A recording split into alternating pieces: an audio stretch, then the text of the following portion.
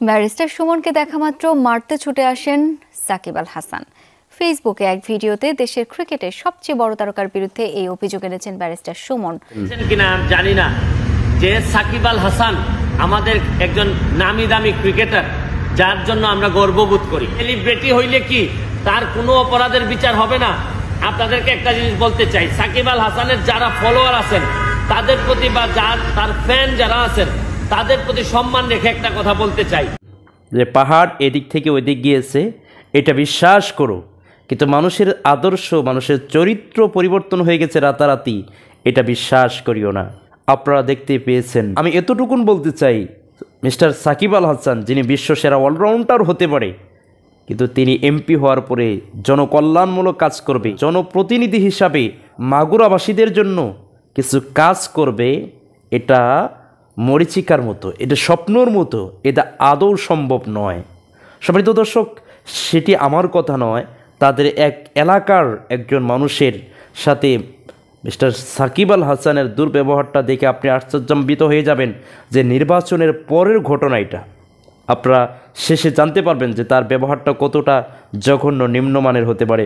সম্মানিত দর্শক, এর আগে আমি বলতে চাই যে আল্লাহ রাব্বুল আলামিন কুরআনুল কারীমের মধ্যে বলছেন, অত ইজ্জু মান তাশা অত জিল্লু মান তাশা বিয়াদিকাল খায়র ইন্নাকা আলা কুল্লি শাইইন কদির।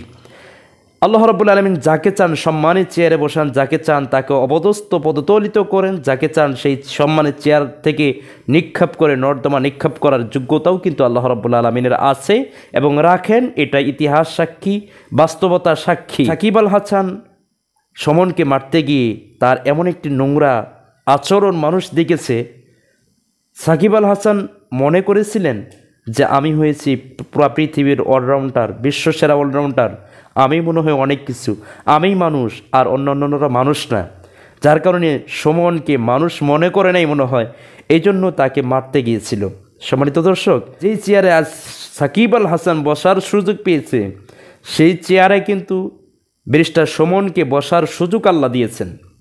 আমি মনে করি যে ব্যারিস্টার সাইদুল হক সুমন উনি জনপ্রতিনিধি হওয়ার যোগ্যতা রাখে, উনি জনসেবিক হওয়ার যোগ্যতা রাখে, উনি একজন এমপি হওয়ার যোগ্যতা রাখেন। কারণ তিনি এমপি হওয়ার পূর্বেই তার নিজের টাকা এবং প্রবাসীদের থেকে কালেকশন করে প্রায় 40টার মতো ব্রিজ উদ্বোধন করেছে ব্যারিস্টার সুমন। তার বাড়িতে কিন্তু এতটা টাকাও নাই, রোলেক্সের ঘড়িও পরে না, আপনার ডায়মন্ডের রিংও পরে না, কোটি টাকার গাড়িও ইউজ করে না। পক্ষান্তরে সাকিব আল হাসান যিনি বিশ্বসেরা অলরাউন্ডার, সে তার মাগুরাবাসীর জন্য কি করেছে এরকম একটা আপনি উল্লেখযোগ্য প্রমাণ দেখাইতে পারবেন না। সাকিব আল হাসান তার দেশের জন্য, মাগুরাবাসীর জন্য, বেকারত্ব দূর করার জন্য, যুবকদের জন্য কিছু করেছে, আপনি দেখাইতে পারবেন না, এটা চ্যালেঞ্জ। সম্মানিত দর্শক, অথচ যদি তিনি চাইতেন কোটি কোটি টাকা দিয়ে আর এলাকাকে আগেই উন্নত করতে পারতেন, কারণ তার টাকা কত কোটি টাকা আছে। বিশ্বসেরা অলরাউন্ডার সাকিব আল হাসানের কত কোটি টাকা আছে সে নিজেও মনে হয় জানে না। অথচ এত কোটি টাকার মালিক থাকা সত্ত্বেও এলাকার জন্য, নিজের স্থানীয় জন্মভূমির জন্য কিছু করছে বলে মনে হয় না। সম্মানিত দর্শক, যেই মানুষটা আগে করে নাই পরে কতটুকুন করবে এটা তো আপনারা নিজেরাও একটু অ্যানালাইসিস করতে পারবেন। এবং নির্বাচনের আগে যতটুকুন ভালো ব্যবহার দেখাইছে, নির্বাচনের পরে যে তার ব্যবহার কতটা নোংরা। সংসদ ভবনে শপথ গ্রহণ করার পরে সে যখন মিরপুরে যায়, সাংবাদিকরা তাকে ঘিরে ধরছিল প্রশ্ন করার জন্য, মানে মানুষের ভিড় থেকে তাকে সরিয়ে দেওয়ার জন্য, মানে প্রোটেকশন হিসেবে এক ব্যক্তি সামনে এগিয়ে যেতেছিল এবং জনগণকে নিষেধ করতেছিল। ওই ব্যক্তিকেই সাকিব আল হাসান বললেন, আপনি কি, আপনাকে তো চিনি না ভাই। অথচ কিন্তু মাগুরাবাসীর একজন স্থানীয় মানুষ, তার প্রতিবেশী, অথচ তাকে চেনে না। এর আগে কিন্তু তার মাধ্যমেই ভোট কাউন্ট করেছে, তার মাধ্যমেই জনগণের কাছে গিয়েছে, তার মাধ্যমেই জনগণ থেকে ভোট চাওয়ার জন্য যত কিছু লাগে সব কিছু তার মাধ্যমেই করছে। অথচ তার ব্যবহারটা আমরা শেষ পর্যন্ত কী দেখলাম, যে তাকে চেনে না। শুধুমাত্র তাই নয়, আস্তে আস্তে আমরা এমনও কিছু দেখতে পারবো যেটা তার থেকে আমরা কখনো কল্পনাও করি নাই, তবে সেগুলো দেখতে। বিশ্বসেরা অলরাউন্ডার সাকিব আল হাসান ওনার ক্রিকেটের যোগ্যতা আছে, ক্রিকেট খেলতে পারেন, তো উনি ক্রিকেটের দিক দিয়ে সর্বোচ্চ খেলোয়াড় বলে উনি একজন জনপ্রতিনিধি হতে পারবেন বা এমপি হওয়ার যোগ্যতা রাখবেন, বিষয়টি এমন নয়। সব যোগ্যতাই সবার ভিতরে থাকে না।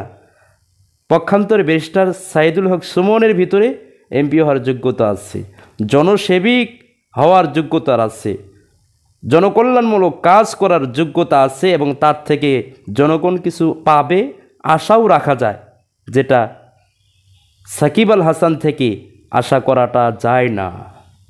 এই জন্য সাকিব আল হাসান যিনি সুমনকে মারতে গিয়েছে, আমি বলবো ভাই, তুমি যাকে মানুষই মনে করেছিলে না, আজকে তোমার চেয়ারেও কিন্তু ব্যারিস্টার সাইদুল হক সুমন।